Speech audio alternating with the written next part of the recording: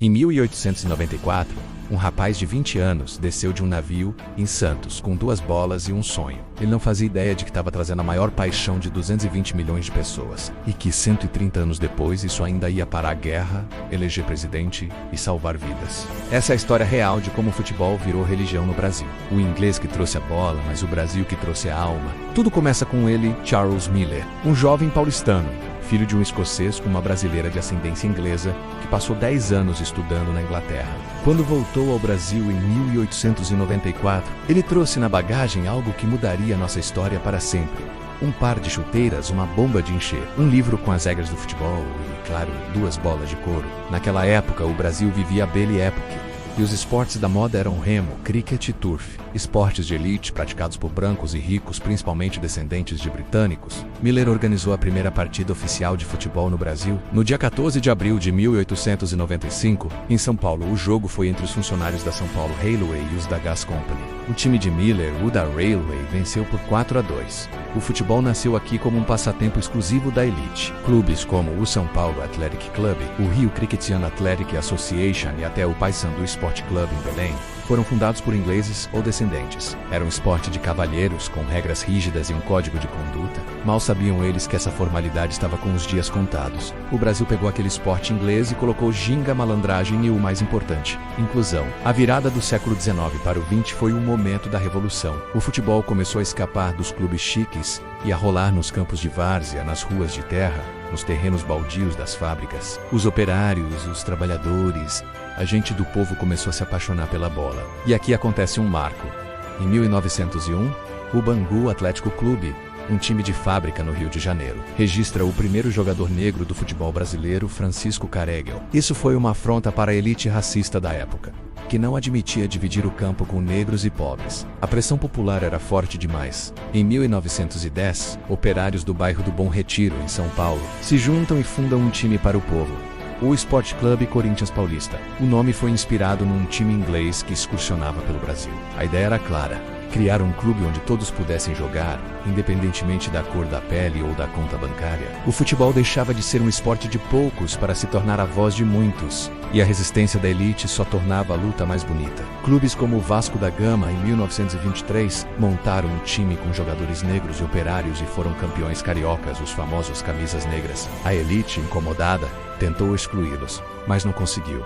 O povo tinha vencido. E foi nesse caldeirão de criatividade e improviso que nasceram os dribles que só o Brasil tem. Nos anos 30, um gênio chamado Leônidas da Silva, o Diamante Negro, simplesmente inventou a bicicleta. Um movimento acrobático impensável para os padrões europeus, que mostrava que o futebol aqui era arte. E essa arte se transformou em identidade nacional. O ponto de virada trágico e fundamental foi a Copa do Mundo de 1950 no Brasil. Nós construímos o maior estádio do mundo, o Maracanã, para sermos campeões em casa. A final contra o Uruguai era dada como certa. O Brasil só precisava de um empate, mas perdemos por 2-1. O silêncio de 200 mil pessoas ecoou pelo país inteiro. O episódio, conhecido como Maracanazo, foi descrito pelo dramaturgo Nelson Rodrigues como a nossa Hiroshima. O Brasil chorou junto como uma única nação, e daquela dor nasceu uma promessa. A redenção veio rápido. 8 anos depois, em 1958, na Suécia, o mundo conheceu um garoto de 17 anos chamado Edson Arantes do Nascimento. O Pelé, com ele, o Brasil não só ganhou sua primeira Copa do Mundo, mas mostrou um futebol alegre e ofensivo, mágico. O choro de 1950 virou a festa de 58 e não parou por aí. Ganhamos de novo em 62 e em 1970 no México. Montamos simplesmente a melhor seleção de todos os tempos. Pelé, Jairzinho, Tostão, Gerson, Rivelino. Era uma sinfonia em campo.